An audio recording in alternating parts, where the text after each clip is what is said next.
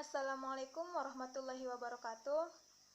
Nama saya Nikmah Rahmayani Daulae dari Prodi Pendidikan Sejarah semester 7. Di sini saya akan membahas dua pembahasan. Yang pertama, penelitian ex post facto, dan yang kedua, penelitian survei. Baiklah, saya akan menjelaskan pembahasan pertama saya, yaitu penelitian ex post facto. Menurut Karlinger, pada tahun 1973, penelitian kausal komparatif yang disebut sebagai penelitian ex post facto adalah penyelidikan empiris yang sistematis di mana ilmuwan tidak mengendalikan variabel.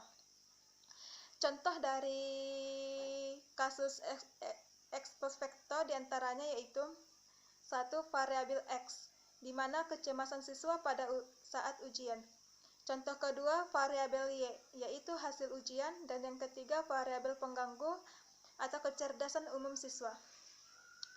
Prosedur penelitian ex post facto diantaranya 1. Penentuan masalah penelitian. Yang kedua, penentuan kelompok yang memiliki karakteristik yang ingin diteliti. Yang ketiga, penelitian kelompok pembanding. Yang keempat, kesimpulan data. Yang kelima, analisis data. Alasan dilakukan penelitian ex post facto diantaranya yang pertama, data sudah ada atau sudah terjadi. Yang kedua, penelitian kausal komparatif memungkinkan penyelidikan variabel yang tidak dapat atau tidak boleh diteliti secara eksperimental. Yang ketiga, penelitian kausal komparatif lebih murah, lebih cepat, lebih hemat tenaga daripada penelitian eksperimental. Kelebihan penelitian ex post facto diantaranya yaitu 1. Metode kausal komparatif adalah suatu penelitian yang dapat digunakan bila metode eksperimental tidak memungkinkan untuk dilakukan. Yang kedua, penelitian kausal komparatif akan menghasilkan informasi yang bermanfaat mengenai hakikat fenomena. Kekurangan penelitian ex post facto diantaranya yang pertama, tidak adanya counter penelitian terhadap variabel bebas. Yang kedua, sulit menentukan faktor penyebab yang relevan secara aktual, termasuk di antara banyak faktor. Yang ketiga, kesulitan bahwa tidak ada faktor tunggal yang menyebabkan suatu hasil, tetapi merupakan kombinasi dari berbagai faktor yang berkaitan. Yang keempat, sulitnya menentukan variabel akibat dan variabel penyebab. Yang kelima, terdapat fakta bahwa dua atau lebih faktor yang berhubungan tidak harus mempunyai hubungan sebab akibat. Kesimpulan dari penelitian ex post facto yaitu penelitian yang dilakukan setelah kejadian dalam penelitian ex post facto ini variabel bebas tidak dapat dimanipulasi. Baiklah, saya akan menjelaskan pembahasan kedua saya yaitu penelitian survei. Penelitian survei merupakan pengumpulan data dari suatu populasi dengan memilih sampel menggunakan kuesioner sebagai alat pengumpulan data yang pokok. Dalam praktiknya, terkadang pelaksanaan survei tidak hanya menggunakan kuesioner atau angket, namun dilengkapi dengan wawancara atau observasi. Penelitian survei dibagi menjadi dua, yaitu penelitian survei menurut lingkup dan fokus, dan yang kedua, penelitian survei menurut dimensi waktu. Penelitian survei menurut lingkup dan fokus dibagi menjadi dua, yaitu survei sensus dan survei simpel.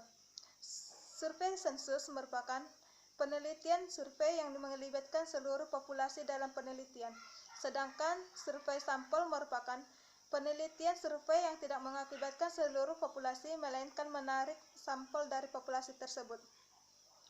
Penelitian survei menurut dimensi waktu dibagi menjadi dua, yaitu longitudinal survei dan cross-sectional survey. Longitudinal survey merupakan penelitian survei yang dilakukan secara berulang, mencari informasi tertentu untuk mengetahui dan mengkaji terjadinya perubahan dalam periode waktu tertentu. Sedangkan cross-sectional survey merupakan penelitian survei penelitian sampel atau populasi pada suatu waktu tertentu. Longitudinal survey dibagi menjadi tiga, yaitu panel study, stand study, dan cohort study. Panel study Subjek yang diteliti sama selama waktu yang berbeda. Trend study, subjek penelitian berbeda dari populasi yang sama pada waktu yang berbeda. Sedangkan cohort study hampir sama dengan trend study, tetapi populasinya lebih spesifik dalam jangka waktu tertentu. Pada trend study tidak ada perubahan pada anggota populasi, sedangkan pada cohort study ada perubahan anggota populasi dalam durasi waktu penelitian. Langkah-langkah dalam penelitian survei ada 10. Yang pertama, menentukan masalah penelitian. Yang kedua, membuat desain survei. Yang ketiga, mengembangkan instrumen survei. Yang keempat, menentukan sampel. Yang kelima, melakukan price test. Yang keenam, mengumpulkan data. Yang ketujuh, memeriksa data. Yang kedelapan, data enter, pengolahan dan analisis data. Yang ke-9, interpretasi data. Dan yang ke-10, membuat kesimpulan serta rekomendasi. Teknik pengumpulan data pada penelitian survei dibagi menjadi 7. Yang pertama, kuesioner langsung. Yang kedua, kuesioner via pos. Yang ketiga, wawancara tatap muka. Yang keempat, wawancara via telepon. Yang kelima, pengisian kuesioner via komputer. Yang keenam, wawancara online. Dan yang ketujuh, polling. Jenis instrumen untuk penelitian survei. 1. Interview guide atau pedoman wawancara. Yang kedua, kuesioner atau angket. Yang ketiga, observasi checklist atau lembar observasi. Mungkin cukup sekian yang dapat saya jelaskan. Apabila ada kata-kata salah atau penyampaian yang kurang memungkinkan, saya mohon maaf. Wabillahi taufiq wal hidayah. Assalamualaikum warahmatullahi wabarakatuh.